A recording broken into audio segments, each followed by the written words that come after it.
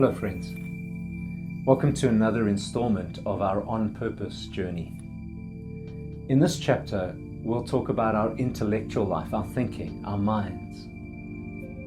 Don't forget that for the month of January, we've started an On Purpose challenge to help us work more deeply with our intentions for the year and to support one another while we do that. And again, I really encourage you to consider being part of this group. You only have to engage when you're able, and there's no cost or commitment needed from you. All you have to do is join the On Purpose Challenge group in the Evo Faith tribe. And now, let's begin our practice. Take a moment to still yourself. Focus on your breathing, and intentionally breathe more deeply and slowly. Try to let go of any stories or presumptions about yourself, your relationships, your world, and God that could keep you from opening to life in this practice.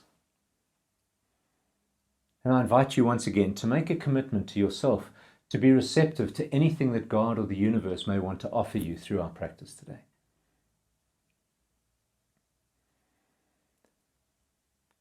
And then again, check in with yourself. Ask yourself, where am I now?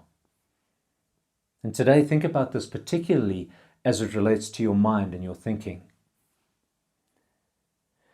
When you feel that you have a sense of an answer to that question, ask yourself, where do I want to be at the end of 2022? Keep your answers to these questions in mind throughout your practice today.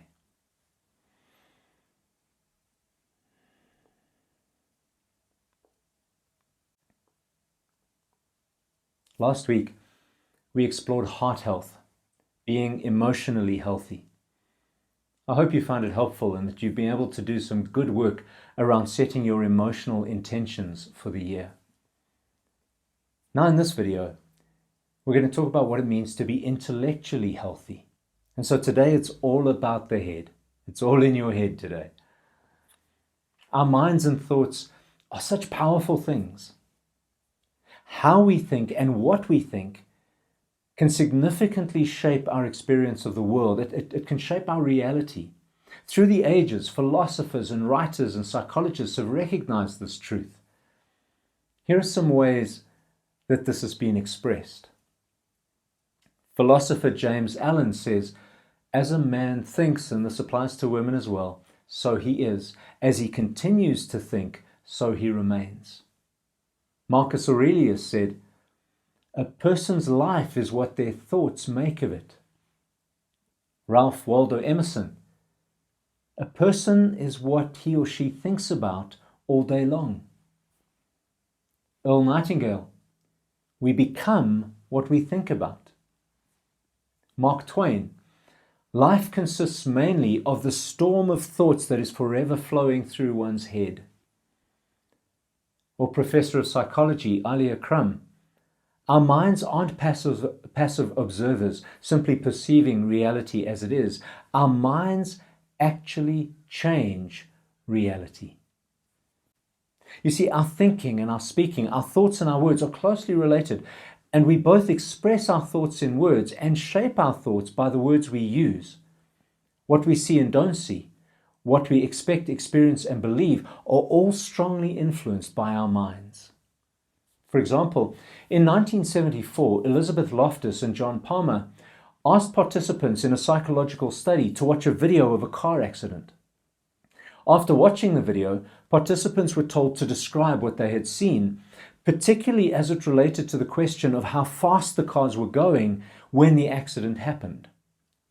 5 different words were used to describe the moment when the cars impacted each other: smashed, collided, bumped, hit, and contacted. When the question was posed as, how fast were the cars going when they smashed each other, participants reported the vehicle speeds as much faster than those who were given the question with the word hit instead of smashed. How fast were they going when they hit each other? When we realize how subjective our thinking is, and how much our experiences and relationships and opinions and beliefs are affected by our thinking, it becomes very important to know how to nurture our intellectual health. It also means that intellectual health must be understood, at least to some extent, as the capacity to think clearly, objectively, and as accurately as possible.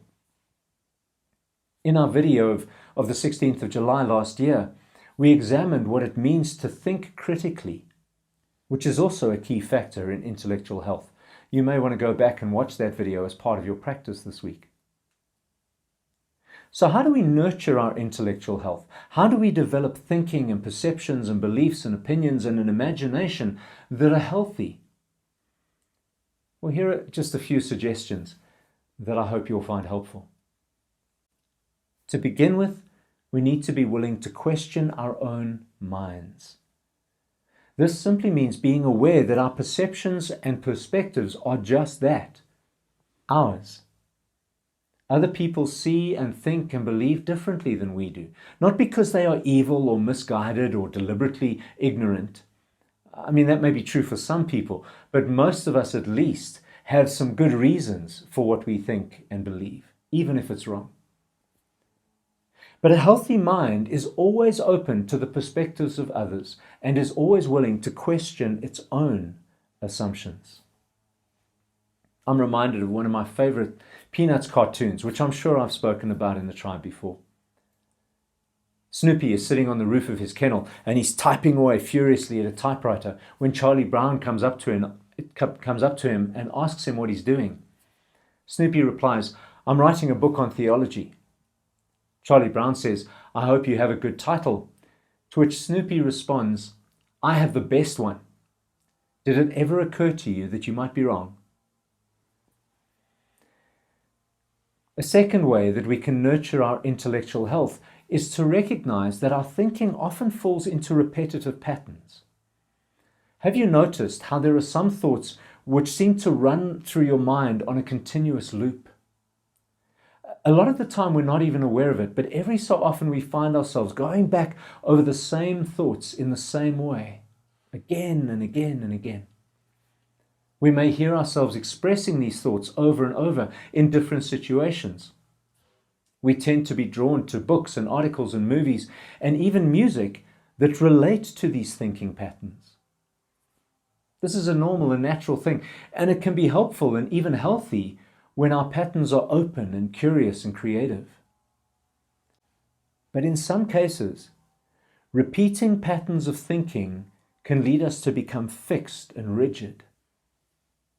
And so a healthy mind is developed when we learn to identify these unhelpful patterns and break them. To break a thinking pattern means recognizing it and then deliberately choosing to think about something else, or even better, finding new ways to think about the subject of our pattern. This tendency to fall into thinking patterns, which sometimes can become spinning out when our thoughts get on a constant scrambled, chaotic loop. That's what Buddhists sometimes call the monkey mind. And to still the monkey mind doesn't mean cleaning all thought out of our heads necessarily. It just means giving ourselves the time and space to slow our thinking down and choose more focused and healthy ways of thinking. Curiosity rather than certainty, for example. So what intentions can you set this week to nurture your intellectual health? Can you give your mind new challenges to stimulate it to think and work in new ways rather than making it do the same things over and over? Can you maybe put a wide variety of input into your mind, stimulating both right and left brain and challenging yourself to think differently and to think about different things on a regular basis? And can you be aware of not just what you put into your mind, but also what you do with what you put in? The conclusions you reach, the decisions you make, the opinions you form, and the actions that flow from your thinking, for example. Our minds matter. And having a healthy mind can make a massive difference to our overall health. And so I encourage you this week to set some creative and challenging intentions for your mind.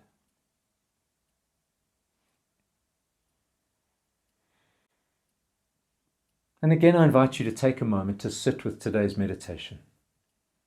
Think about what spoke to you, what challenged you, what excited you. Ask yourself what you would want to carry with you through the rest of the week.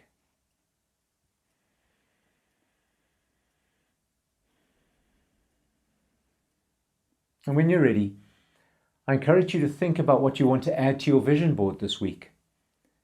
What images and symbols and words or anything else will help you to envision how you intend to live on purpose this year, particularly related now to your mind, your thinking. Again, if you feel brave and comfortable enough, feel free to post a photo of your vision board in the On Purpose Challenge group. You can also pause the video if you need to as you think about what you want to add to your vision board this week.